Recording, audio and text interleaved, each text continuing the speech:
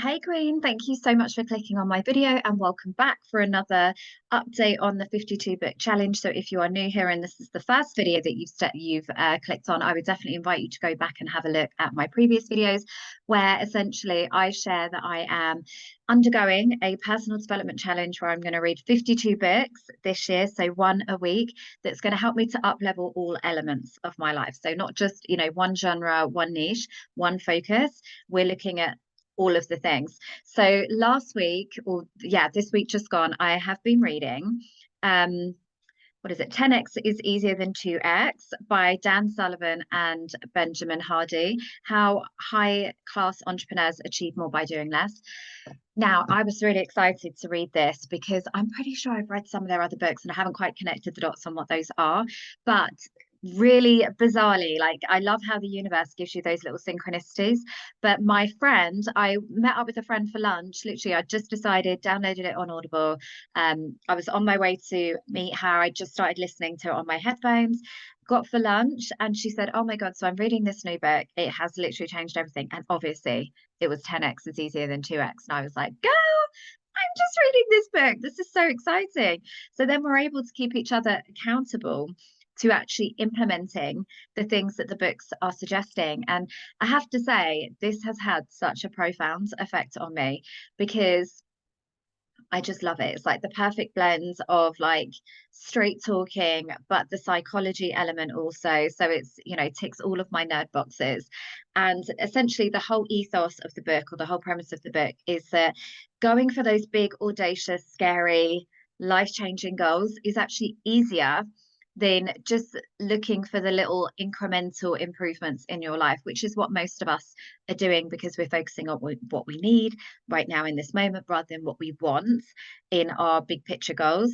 And I've certainly experienced that with my own clients where they almost become a bit detached from the big picture goals because they're so focused on what's right in front of them right now, what they need, the next little thing that feels like improvement.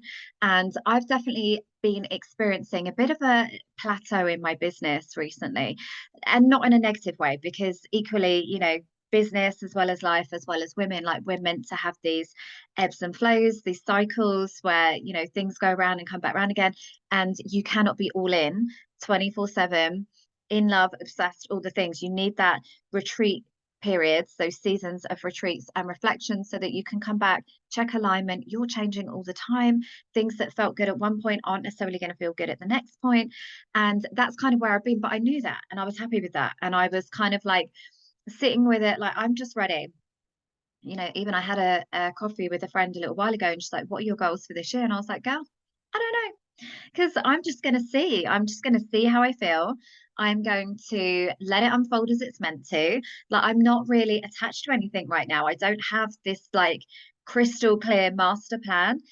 And that's okay because I've removed my ego from my business. I don't need to continually be like show stopping, scroll stopping, headlines, income, all the things, because I've reached a level of success where I'm like, I'm already good. Anything else at this point is a bonus. So if it means this is my season to focus on other things a little bit more, or just allow it to be easy, that's where I was.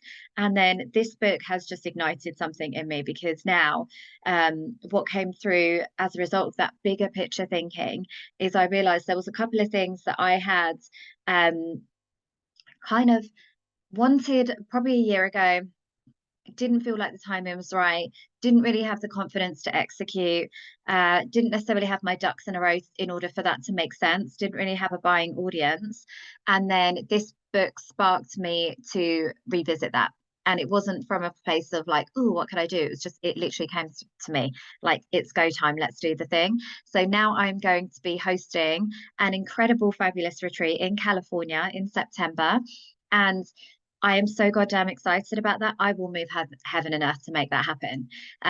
Even if no one is coming with me, I am hosting this retreat. Like the vision, the excitement, what I have planned is so next level and so exciting and going to be so amazing. And it really was like, yes, it was this thing that I could really get excited about in my business. It's that So let's go. And that's what I've done. I've given myself full permission to go all in and just get to the good bit rather than focusing on what do I need right now? How many people do I need in my pipeline? How many people do I need to buy this program, that program? This is what I want to sell. This is what I want to do. This is what I feel most excited about. Let's go do that thing. And the response has been incredible because of it. And equally, I'm not attached to those outside metrics either, because like I said, I'm going on my own if I need to, because I'm so goddamn excited. If you're not there, I'm really sorry that you're missing out. And that's how business needs to be, from a place of playful energy. This is feminine energy leadership at its finest. So I'm really grateful for this book and what it has inspired me to bring forward. Like, the idea was already there. I just totally forgotten about it. And that really gave me the permission and the focus to bring that forward. So that's super exciting. I'm excited to do that. And then from there, what it also encourages you to do, which I really love, and I've done this for a long time actually in business, because obviously, you know, I've been in business a long time, like nearly 9 years. In fact, it could even be over 9 years. I'm not even sure where we are with these things now. And there's very few things that I haven't done to some extent. Don't get me wrong, I'm not like world famous, you know, Grant Cardone on huge stages and all of those things.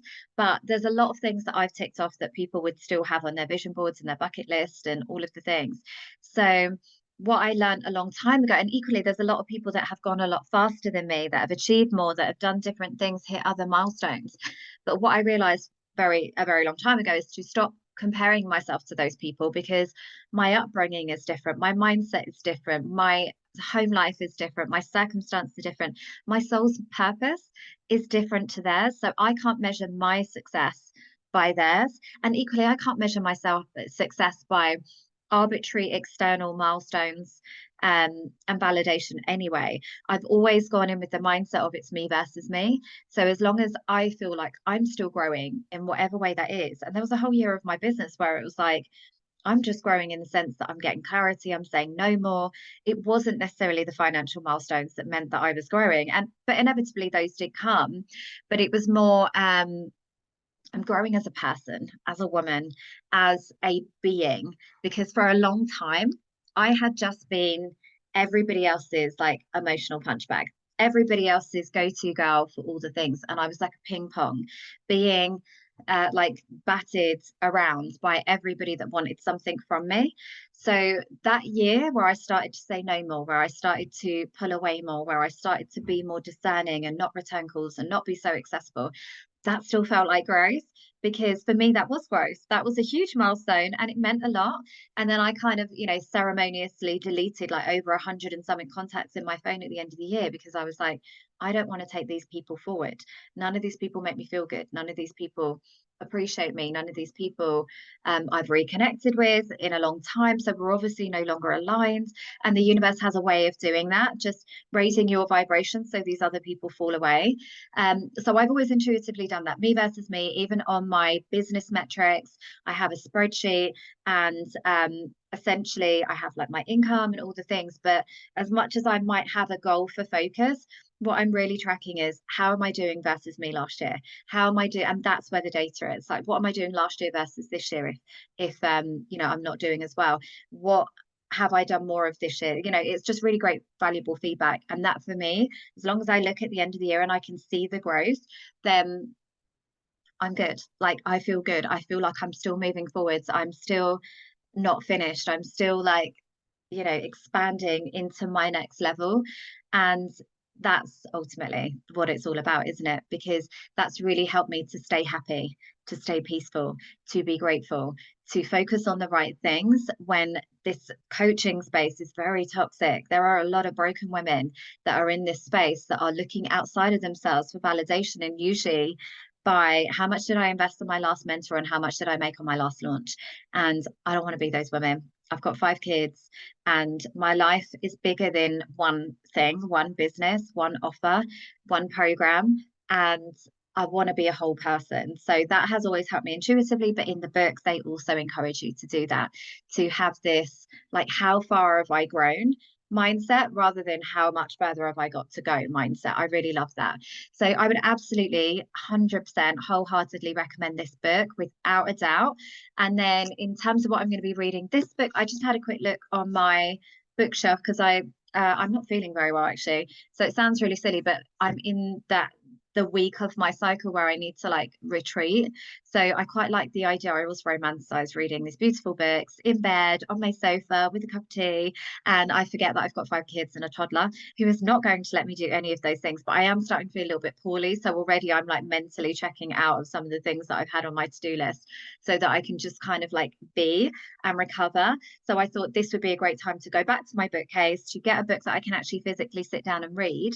So I'm going to go with this one. It's 1 Million Followers: How I Built a Massive Social Following in 30 Days by Brendan Kane.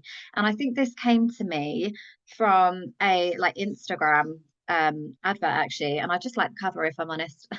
But it is interesting, and I think it's always good to like brush up on core principles of digital marketing. Obviously I wanted to add in some business books while I'm here, and you always take something away that is different every time you read something, basically, like every time. And even from my learning and development days as a trainer back in the day, it's like knowledge construction. Like you'll get one level of knowledge, and then if you go back to it, you just build on that current foundation that you've already got, and you just compound the learning. So I do like to go back to books that even if I've read them before. So yeah, so I'm going to have a look at that and just, dip in and out of it this week and see what I feel aligned. I'm hoping it's going to go a little bit better than the Gary Vee book that I didn't realize was so out of date.